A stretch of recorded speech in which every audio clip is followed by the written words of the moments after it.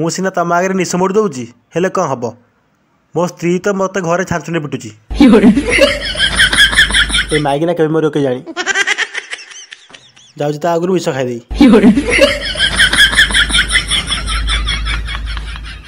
ବିଷ ଖାଇ କିଛି ଲାଭ ନାହିଁ। ପୁଣି ତ ହିଁ ଆର ଜନ୍ମରେ ଆକୁଆ ବାହା ହେବି। 7 ଜନ୍ମ ସାଥୀ ହେଇପରେ କଥା ଦେଇଛି ମୁଁ। ଜାଣିଥିଲେ ବାହା ହେଇ ନଥାନ୍ତି।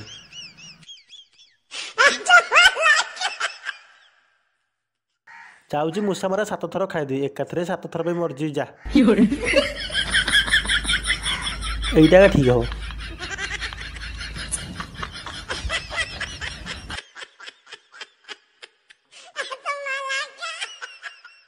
সব মূষা মারা খাইলে ମୁଁ ମରିବି ତ? ମୁଁ ତ ଯେତିକି ପାପ କରୁଛି ମତେ କାହିଁ ଲାଗୁନି ମୁଁ ମଲା ଭଳିଆ।